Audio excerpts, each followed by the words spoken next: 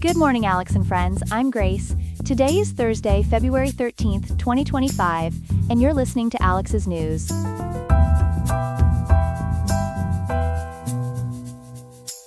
The weather in Riverside will be chilly today with a high of 54.3 degrees and a low of 52.4 degrees Fahrenheit, so bundle up if you're heading outside. Coming up, we'll examine the concerns within NATO regarding Trump's proposed peace plan for Ukraine. Then, we'll look at the specific challenges facing California mobile home residents as they attempt to rebuild after devastating fires. Finally, we'll explore an fascinating scientific discovery about how a mysterious particle is changing our understanding of the universe. All this and more coming up on Alex's News.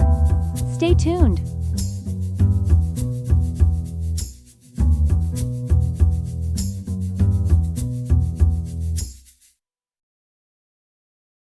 We begin this morning with a major development in international relations, as former President Trump announces a significant shift in U.S. policy regarding the ongoing Russia-Ukraine war. With us now is our senior diplomatic correspondent, Ethan Parker. Ethan, walk us through this surprising development. According to multiple sources, including Euronews and PBS NewsHour, Trump and Russian President Vladimir Putin have agreed to begin peace negotiations following what appears to be a breakthrough phone call between the two leaders. This comes on the heels of a significant prisoner exchange that helped pave the way for these talks. Can you tell us more about this prisoner exchange?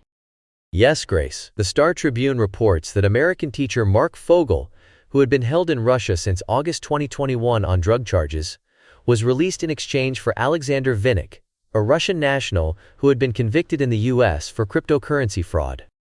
And who will be leading these negotiations from the U.S. side? Trump has assembled quite a high-profile team, including Marco Rubio as Secretary of State, John Ratcliffe as CIA Director, Michael Waltz as National Security Advisor, and Stephen Witkoff serving as Ambassador and Special Envoy. I understand there's also an economic component to these negotiations. What can you tell us about that? That's right, Grace. According to PBS NewsHour, Ukraine is offering the United States access to its valuable mineral industry in exchange for continued military aid. Treasury Secretary Scott Bessent is working to secure written agreements for access to rare earth minerals. These are crucial elements used in modern technology, including lanthanum, cerium, neodymium, erbium, and yttrium. How is Ukraine responding to these developments?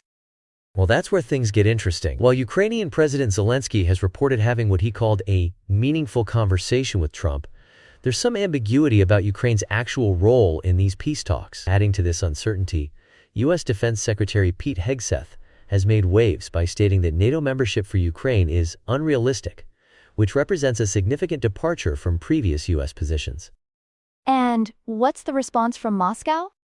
The Kremlin has confirmed these developments, and according to Euronews, Putin has emphasized addressing what he calls the root causes of the conflict. He's also extended an invitation to Trump to visit Moscow for further discussions, though no date has been set for such a visit.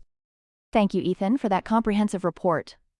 We'll be sure to keep our viewers updated as this story develops. We turn now to a developing story about the aftermath of last month's devastating Palisades fire in Los Angeles. Joining us to discuss the challenges facing mobile home communities is our housing correspondent, Chloe Martinez. Chloe, this fire has really highlighted some serious issues in affordable housing, hasn't it? That's right, Grace. According to CalMatter's recent reporting, two major mobile home communities, the Palisades Bowl Mobile Estates and Tahitian Terrace, were devastated by the fire, and their destruction has exposed a critical crisis in California's affordable housing sector. These parks were among the few remaining affordable housing options in what's traditionally been a very expensive coastal area. What makes rebuilding these communities particularly challenging? Well, Grace, there are several layers to this. According to Groundswell's analysis, many residents find themselves in a complex situation where they own their homes but lease the land. What's more concerning is that many are either uninsured or underinsured.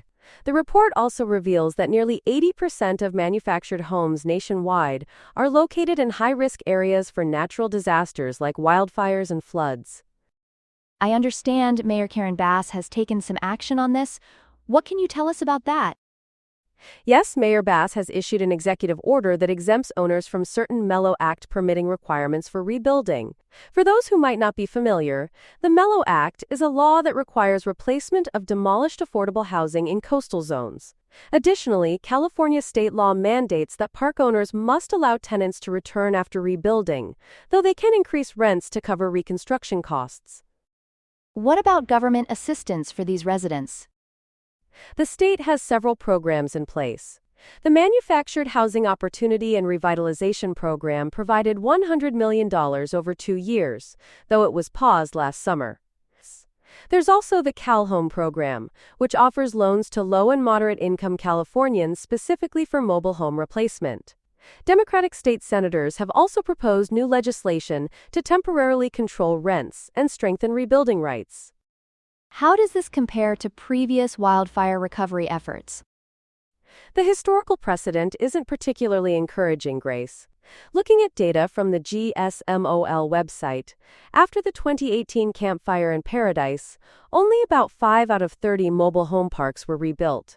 And following the 2017 Tubbs Fire in Santa Rosa, we saw a 162-unit mobile home park converted into affordable apartments. What's particularly concerning is that over a third of California's manufactured housing stock was built before 1976, making these homes especially vulnerable to disasters. Thank you for that comprehensive report, Chloe. We'll certainly be following this story as it develops.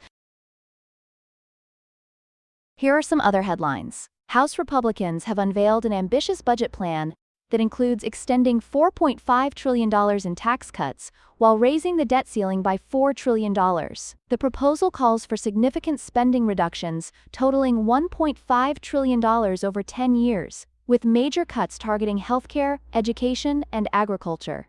The plan also boosts defense spending by $100 billion and allocates an additional $90 billion for immigration enforcement. In Paris, Western allies and Arab nations have gathered to discuss Syria's future amid a U.S. aid freeze. The conference aims to address political transition, humanitarian aid, and rebuilding efforts while protecting Syria from destabilizing foreign interference. Various regional powers, including Turkey and Gulf states, are participating with different priorities for Syria's future. A dispute has erupted between the White House and the Associated Press over the naming of the Gulf of Mexico. After President Trump decreed the body of water should be called the Gulf of America, the AP maintained its use of the traditional name. In response, the White House has barred AP reporters from certain events, raising First Amendment concerns. Medical experts are warning about the severe consequences of HIV treatment interruption for millions of patients. When antiretroviral therapy is stopped, viral loads increase rapidly, leading to decreased immune function and higher risks of serious illness. Studies show that treatment interruption more than doubles the risk of severe health complications or death. In China, a legal battle between Tesla and a customer has highlighted tensions over consumer rights. After Zhang Yazhu's parents were injured in a Tesla crash, she publicly claimed brake failure, leading Tesla to sue for defamation. A Chinese court ordered Zhang to pay $23,000 and apologize publicly, though she has appealed the decision. The case reflects Tesla's aggressive legal strategy against critics in China. And now for our third story of the morning, we turn to a fascinating breakthrough in astronomy. Joining us to discuss an incredible discovery about a ghost particle is our science correspondent Ethan Parker. Ethan, this sounds like something out of science fiction. It certainly does, Grace. According to the Associated Press, scientists have detected what they're calling the most energetic neutrino, or ghost particle, ever observed. This discovery was made exactly 2 years ago today using the Kilometer Cubic Neutrino Telescope, or KM3 NET, which is located deep in the Mediterranean Sea. What makes this particular particle so special?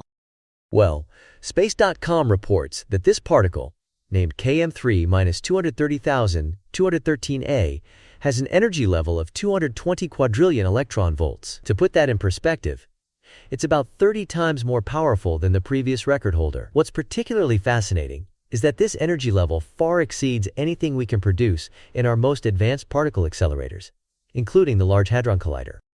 How exactly do scientists detect something like this? That's a great question. The particle was caught when it interacted with matter, producing what's called a muon.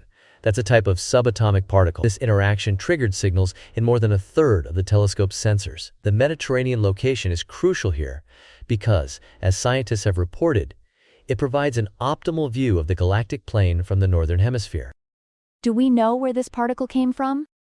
According to the research published in Nature, scientists believe it originated from somewhere outside our Milky Way galaxy. They're considering two main possibilities. Either it came from what we call blazars, which are essentially super-energetic galactic centers with jets pointing toward Earth, or it could be the result of ultra-high-energy cosmic rays interacting with background radiation in space. What does this mean for our understanding of the universe? This discovery is groundbreaking for what we call multi-messenger astronomy. That's when we study the universe using different types of signals like light, gravitational waves, and in this case, neutrinos. The KM3Net project works alongside other detectors like IceCube in Antarctica, and together they're helping us understand some of the most energetic processes in the universe. It's worth noting that if this turns out to be what's called a cosmogenic neutrino, it would be the first of its kind ever detected. Fascinating stuff, Ethan. Thank you for breaking that down for us. Thank you, Grace.